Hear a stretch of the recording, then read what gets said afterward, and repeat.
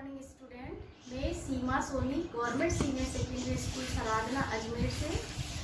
बच्चों, हमने पिछले लेक्चर में स्टोइकियोमेट्री, नॉन स्टोइकियोमेट्री दोषों के बारे में पढ़ा था। स्टोइकियोमेट्री दोष में हमने फ्रेंकल दोष, शोटकी दोष आदि के बारे में पढ़ा था। उसके बाद नॉन स्टोइकियोमेट्री दोष हमने पढ़ा था, जिसमें धातु आधिक्य दोष के बारे में हमने पढ़ा था कि धातु आधिक्य दोष में किस प्रकार अंतरावकाश में धातु चला जाता है, रिक्तिकाएं बनती आदि। आज हम धातु न्यूनता दोष के बारे में पढ़ेंगे कि धातु की कमी हो जाने से जो दोष उत्पन्न होता है।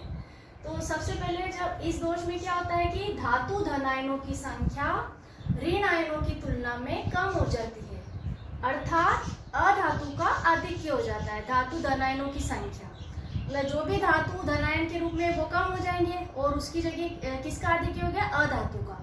तो इस प्रकार के दोष को भी दो भागों में बांटा है। ठीक है, पहला इसका भाग हम पढ़ने जा रहे हैं धन आयनिक रिक्तिकाएं। तो इसमें मैं आपको बताऊंगी कि क्रिस्टल बनते समय धन आयन रिक्तिकाएं कैसे बनती है। जब भी क्रिस्टल का निर्माण होता है, धातु अपना स्थान छोड़कर बाहर चला जाता है।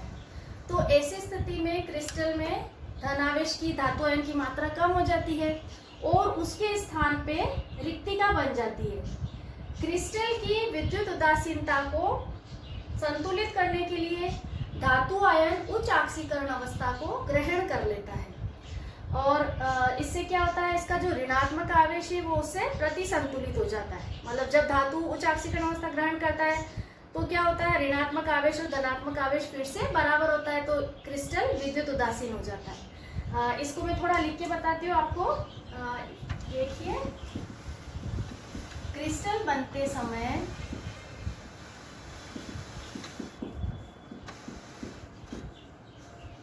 धातु धन आयन अपने स्थान को छोड़कर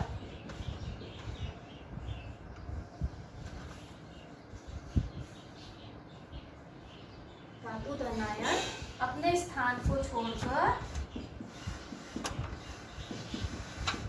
बाहर आ जाते हैं, जिससे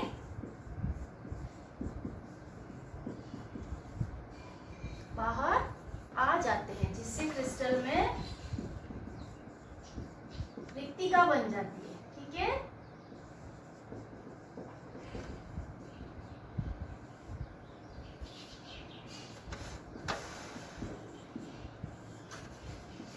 रिक्तिका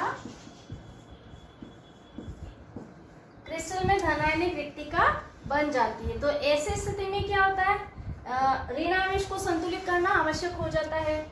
तो क्या होता है, जो धातु है वो उच्च ऑक्सीकरण अवस्था में बदलता है। तो अपन क्या लिखेंगे आगे, ऋणात्मक आवेश को प्रति संतुलित करने के लिए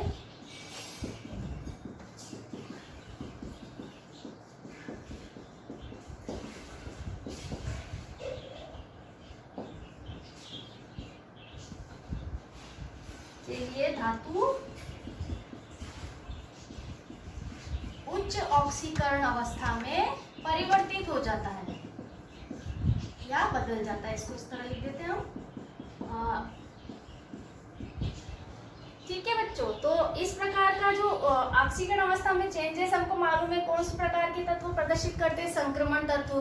तो ये जो धातु न्यूनता दोष है वो मुख्यतः जिसमें धनायन रिक्तिकाएं बनती वो संक्रमण तत्वों में पाया जाता है। तो हम बता सकते हैं कि इस प्रकार का दोष मुख्यतः परिवर्तनशील ऑक्सीकरण अवस्था प्रदर्शित करने वाले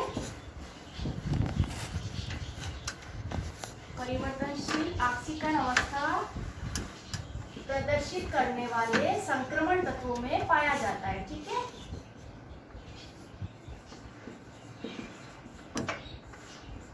संक्रमण तत्वों में पाया जाता है। हमें पता है सबसे अधिक ऑक्सीकरण अवस्था संक्रमण तत्व ही प्रदर्शित करते हैं। इसका एग्जाम्पल है जैसे कि संक्रमण तत्वों में है आयरन ऑक्साइड और फेरस सल्फाइड। आयरन इसमें परिवर्तनशील ऑक्सीकरण अवस्था प्रदर्शित करता है। इसको मैं इस प्रकार भी समझा सकती हूँ कि जब भी जैसे हमने उदाहरण लिया फेरस सल्फाइड का क्रिस्टल लिया, ठीक है, तो फेरस सल्फाइड के क्रिस्टल में जो समझ लीजिए Fe2+ आयन है, जैसे जब भी धनात्मक आयन बाहर निकलते हैं तो 3 Fe2+ आयन में से 2 Fe2+ आयन जो है वो Fe3+ में बदल जाते हैं। ठीक है, 3 Fe2 में से 2 Fe3+ में बदल गए और तीसरा जो Fe2+ आयन है वो क्रिस्टल जालक से बाहर आ जाता है। आया बच्चों समझ में? इस तरह देखो, इसकी ऑक्सीकरण अवस्था 2+ से किस में बदल गई? 3+ में, और ये 3 में से 2 बदला और एक Fe2+ वो जालक से बाहर आ गया। इस प्रकार क्या होता है कि Fe2+ और Fe3+ में, इन दोनों के बीच में इलेक्ट्रॉन का परिवर्तन होता रहता है और जिससे क्रिस्टल में धात्विक चमक उत्पन्न होती रहती है। तो यहाँ हम ऐसे लिख सकते हैं कि इलेक्ट्रॉन के अंतर परिवर्तन के कारण अंतर परिवर्तन से क्रिस्टल में धात्विक चमक उत्पन्न होती है। ठीक है,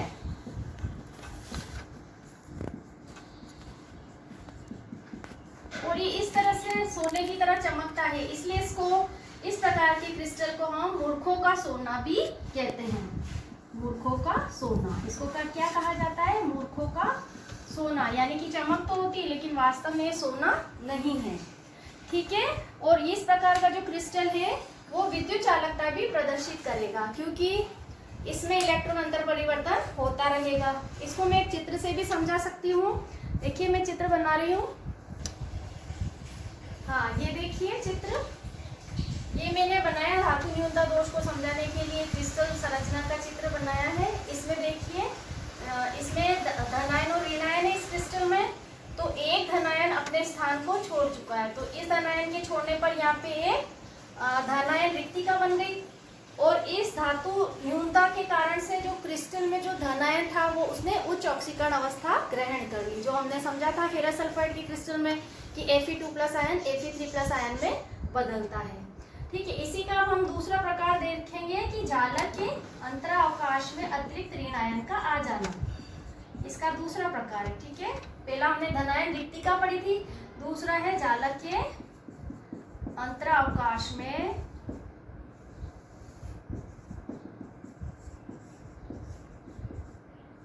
अतिरिक्त ऋण आयन का आ जाना। ये दोष जनरली कम पाया जाता है क्योंकि हमें पता है ऋण आयन का आकार कैसा होता है? बड़ा होता है धनायन की अपेक्षा। जालक के अंतरावकाश में अतिरिक्त ऋण आयन का आ जाना। क्या होता है, जब क्रिस्टल का निर्माण होता है तो कभी कभी कुछ ऋण आयन क्रिस्टल के अंतरावकाश में आ जाते हैं। तो ऐसी स्थिति में फिर से जो क्रिस्टल है हमारा, उसको विद्युत उदासीन करना आवश्यक होता है। तो उस स्थिति में भी हमेशा धातु जो है वो उच्च ऑक्सीकरण अवस्था ग्रहण कर लेता है। तो हम इसको इस तरह से लिख सकते हैं कि इस दोष में क्रिस्टल बनते समय कुछ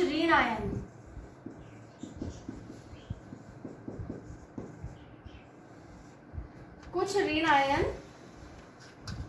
जालक के अंतरावकाश में आ जाते हैं।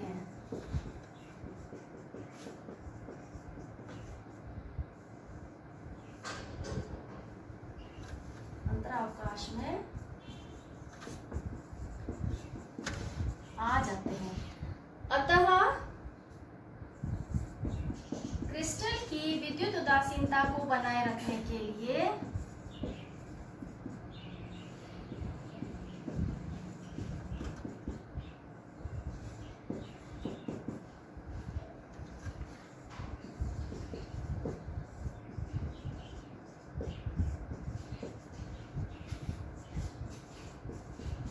कुछ धातु उच्च ऑक्सीकरण अवस्था को प्राप्त कर लेते हैं। जितने मतलब ऋणावेश आते हैं ना, उतने ही धातु उच्च ऑक्सीकरण अवस्था को प्राप्त कर लेते हैं। और एक लाइन और लिख दो कि क्रिस्टल के बड़े आकार, ऋण आयन के बड़े आकार के कारण यह दोष कम पाया जाता है। ऋण आयन के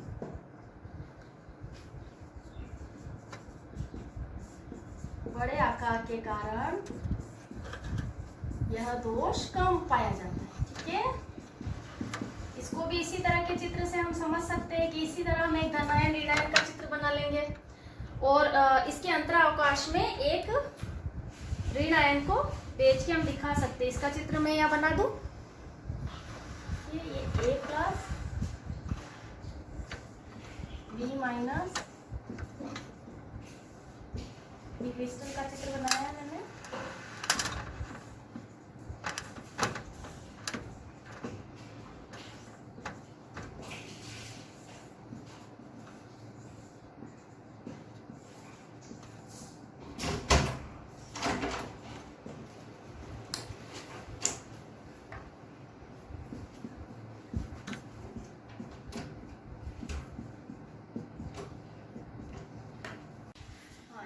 इस चित्र में मैंने दिखाया है, ये क्रिस्टल जालक का चित्र है, इसमें धनायन और ऋणायन से मिलके बना है। अब इसका जो अंतरावकाश है, इसमें देखिए अतिरिक्त ऋण आयन आ गया, दिखाई दे रहा है, ये B माइनस। ये क्रिस्टल के अंतरावकाश में अतिरिक्त ऋण आयन आ गया है और इसको फिर प्रतिसंतुलित करने के लिए जो धातु था वो उच्च ऑक्सीकरण अवस्था ग्रहण कर लेता है। तो इस प्रकार का जो दोष है वो धातु न्यूनता दोष है, जो कि अंतरावकाश में ऋण आयन के उपस्थित हो जाने पर उत्पन्न होता है। ठीक है बच्चों, तो ये हो गया हमारा धनायन रिक्तिका के कारण दोष या जालक के अंतरावकाश में अतिरिक्त ऋणायन के आ जाने पर उत्पन्न दोष। अब हम अशुद्धि दोष के बारे में पढ़ने जा रहे हैं कि अशुद्धि दोष किस प्रकार उत्पन्न होता है। तो देखिए, क्रिस्टल जालक में अशुद्धि आयन, जब भी कोई अशुद्धि के रूप में आयन हो और वो जालक के अंतराकाशीय स्थलों में पहुंच जाए तो वो इस प्रकार से अशुद्धि दोष उत्पन्न करता है। जैसे कि एक उदाहरण से मैंने बताया कि सोडियम क्लोराइड क्रिस्टल में यदि स्ट्रोंशियम क्लोराइड SrCl2 किसे कहा है, स्ट्रोंशियम क्लोराइड अशुद्धि के रूप में उपस्थित हो तो क्रिस्टलन के समय कुछ जालक स्थलों पर Na+ के स्थान पर Sr2+ आयन स्थान ग्रहण कर लेते हैं। और आपको पता है Sr2+ है और सोडियम 1+ है, तो क्या होता है कि Sr2+ के स्थान ग्रहण करने पर दो धनायन यानी दो सोडियम प्लस आयन बाहर निकलेंगे। इस कारण एक जालक स्थल पर तो Sr2+ स्थान ग्रहण करता है, लेकिन दूसरा जालक स्थल रिक्त रह जाता है। इसे मैं आपको एक चित्र द्वारा भी समझाऊंगी। देखिए चित्र सोडियम, ये देखिए मैंने अशुद्धि दोष को दर्शाने के लिए क्रिस्टल जालक का चित्र बनाया है, जिसमें सोडियम क्लोराइड की क्रिस्टल में स्ट्रोंशियम क्लोराइड अशुद्धि के रूप में उपस्थित है। तो देखिए, जब इसका सोडियम क्लोराइड क्रिस्टल का क्रिस्टलन होता है, ये आयनों में विघटित होता है, तो देखिए दो सोडियम प्लस आयन की जगह एक Sr2+ आयन आया, दिख रहा है आपको। ये देखिए, ये Sr2+ आयन बना है, स्ट्रोंशियम आयन, और स्ट्रोंशियम 2+ है, सोडियम 1+। तो देखिए एक स्ट्रोंशियम 2+ की जगह दो सोडियम धातु धनायनों का निष्कासन होता है, और एक जो सोडियम है इसकी जगह देखो एक रिक्तिका बन गई, क्योंकि Sr2+ एक सोडियम की जगह लेता है, दूसरे स्थान पे क्या रह जाती है, शेष रिक्तिका। तो इस प्रकार के दोष को अशुद्धि दोष कहते हैं, जो किसी भी क्रिस्टल में दूसरे प्रकार के यौगिक के या आयनिक यौगिक के आने पर उत्पन्न हो सकता है। अब हम ठोसों में विद्युतीय गुण, इलेक्ट्रिकल प्रॉपर्टीज इन सॉलिड्स, ये हमारा नेक्स्ट टॉपिक होगा। हम जानते हैं कि विद्युत चालकता जो होती है वो इलेक्ट्रॉनों के कारण भी हो सकती है, आयनों के कारण भी हो सकती है, और विद्युत चालकता कुछ ठोस प्रदर्शित करते हैं, कुछ नहीं प्रदर्शित करते हैं। तो इस प्रकार चालकता के आधार पर हम ठोसों को तीन भागों में बांटते हैं, चालक, कुचालक एवं अर्धचालक। तो पहला है चालक। चालक किसे कहते हैं, तो मैं थोड़ा लिख के बता देती हूँ आपको। वे पदार्थ जिनमें से होकर विद्युत का प्रवाह आसानी से हो सकता है।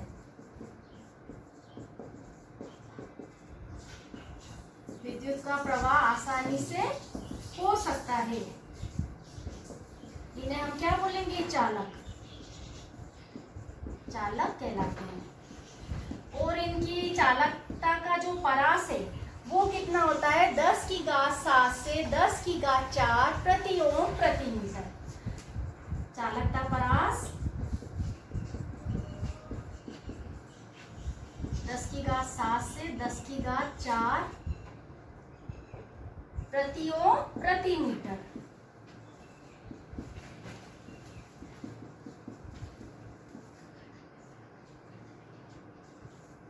ठीक है, तो चालक आप सब जानते हो, सभी धातु जो होते हैं वो चालक की तरह व्यवहार करती है। अधिकतर धात्विक आयन, विद्युत अपघट्य आयन। चालक के प्रकार के बारे में हम आगे पढ़ते हैं। इसके पहले मैं कुचालक के बारे में बताना चाहूंगी। तो कुचालक क्या है? वे पदार्थ जिनमें से होकर विद्युत प्रवाहित नहीं होती है, या जिनमें से विद्युत का प्रवाह नहीं हो सकता है। ठीक है, जिनमें से विद्युत प्रवाहित या जिनमें से होकर विद्युत प्रवाहित नहीं हो सकती,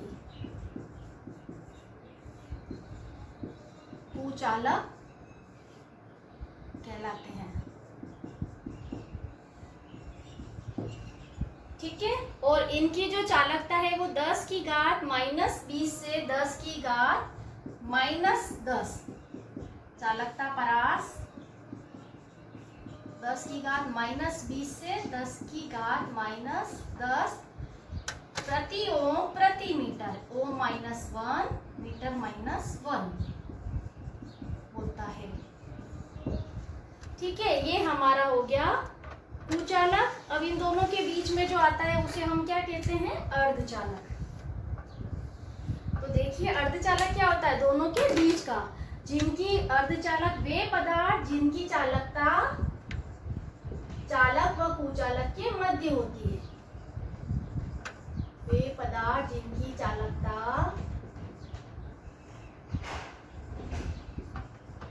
चालक व कुचालक के मध्य होती है, ये अर्धचालक कहलाते हैं। अर्धचालक का उदाहरण मालूम है? सिलिकॉन, जर्मेनियम होते हैं ना, ये अर्धचालक कहलाते हैं। और इनकी जो चालकता परास है या परिसर है, चालकता का वो मान कितना है? चालकता परास 10 की घात -6 से लेकर 10 की घात 4 प्रति ओम प्रति मीटर होता है। एग्जाम्पल अपन लिखते हैं यहाँ पे, सिलिकॉन एंड जर्मेनियम, ये हमारे अर्धचालक है। और कुचालक का एग्जाम्पल लिख देते हैं अपन इधर, रबर, प्लास्टिक, ये सब क्या है? कुचालक है। इनमें से विद्युत प्रवाहित नहीं होती है। और चालक में अपन लिख सकते हैं कोई भी धातु है जो है, चांदी, एल्युमिनियम, है ना, ये धातु है जो क्या होती है? आयरन, ये सभी क्या होती है? चालक। तो ठीक है, अब ये हमने चालक, कुचालक और अर्धचालक के बारे में बताया, इनकी चालकता की रेंज बताई। अब हम चालक के जो 2 प्रकार है उनके बारे में देखेंगे कि चालक कितने प्रकार के होते हैं। चालक धात्विक चालक भी हो सकते हैं और विद्युत अपघटनीय चालक भी हो सकते हैं। तो अब हम इनके बारे में पढ़ेंगे। अब हम चालक 2 प्रकार के होते हैं, ये देख रहे हैं, धात्विक चालक और विद्युत अपघटनीय चालक। तो वे पदार्थ जिनमें विद्युत का प्रवाह इलेक्ट्रॉनों के कारण होता है उन्हें हम धात्विक चालक कहते हैं। ठीक है, तो हम लिख सकते हैं कि वे पदार्थ जिनमें विद्युत का प्रवाह इलेक्ट्रॉन के कारण होता है,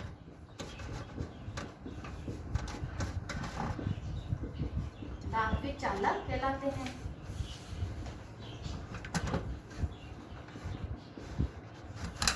ठीक है, और इनमें जो विद्युत प्रवाहित होती है वो ठोस और गलित दोनों ही अवस्था में हो सकती है। इनमें विद्युत का प्रवाह ठोस व गलित, मतलब पिघली अवस्था में भी हो सकता है, ठोस अवस्था में भी हो सकता है, दोनों अवस्थाओं में होता है। ठीक है, और इसकी जो चालकता है वो बहुत अधिक होती है।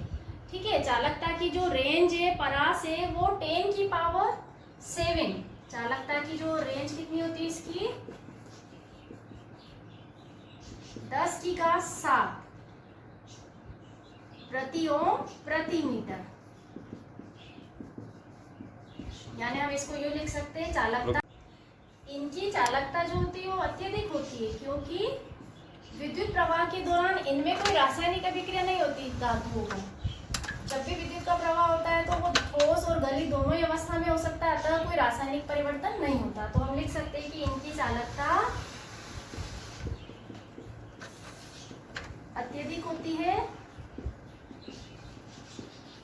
क्योंकि विद्युत प्रवाह के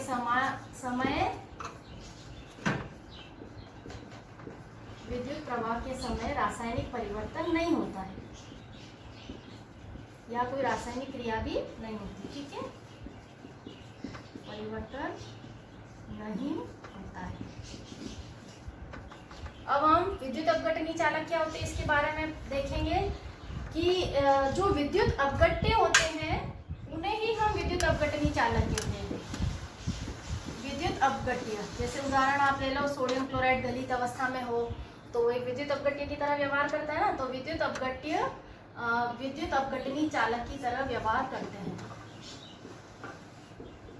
विद्युत अपघटनी चालक होते हैं। ठीक है, लेकिन इनमें और धात्विक चालकों में क्या अंतर है? जो धात्विक चालक है वो दोनों ही अवस्थाओं में विद्युत का प्रवाह कर सकते हैं, चाहे वो ठोस रूप में हो चाहे गलित अवस्था में। लेकिन जो विद्युत अपघट्य है ये केवल गलित अवस्था में ही विद्युत का चालन कर सकते हैं, यानी पिघली अवस्था में, गलित अवस्था में ही विद्युत का चालन करते हैं। जैसे मैंने अभी आपको उदाहरण बताया था, सोडियम क्लोराइड क्रिस्टल को गलित अवस्था में विद्युत का चालन कर सकता है, एक विद्युत अपघट्य की तरह व्यवहार कर सकता है। ठीक है, और इनमें जो विद्युत का प्रवाह हमने क्या लिखा था, इनमें विद्युत का प्रवाह इलेक्ट्रॉनों के द्वारा होता है, और जो विद्युत अपघटनी चालक है इनमें विद्युत का प्रवाह आयनों के अभिगमन द्वारा होता है। तो हम लिख सकते हैं कि इनमें विद्युत का प्रवाह आयनों के अभिगमन द्वारा होता है। आयन स्वतंत्र रूप से गति कर सकते हैं। हम जानते हैं धन आयन जो होता है वो एनोड की, धन आयन जो होता है वो कैथोड की तरफ जाता है, और जो ऋण आयन होता है वो एनोड की तरफ। तो आयनों के अभिगमन द्वारा होता है। अब चूंकि जब इसमें धन आयन और ऋण आयन अपना स्थान बदलते हैं तो इस कारण से क्या होता है, इसमें रासायनिक परिवर्तन होता है। तो ठीक है, हम इसमें लिख सकते हैं कि विद्युत प्रवाह के समय इनमें रासायनिक परिवर्तन होता है।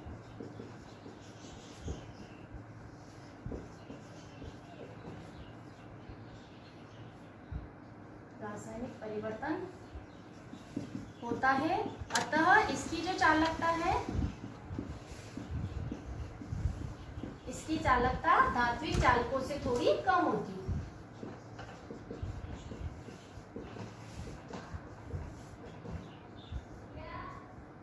धात्विक चालकों से कम होती है। ठीक है, अब इसकी रेंज हम देखते हैं कि इसकी कितनी परास है। तो इसकी जैसे 10 की पावर 7 मैंने बताई, तो इसकी लगभग 10 की पावर 4 और उससे थोड़ी कम भी हो सकती है। ठीक है, तो हमने दोनों प्रकार के चालकों के बारे में हमने देखा है।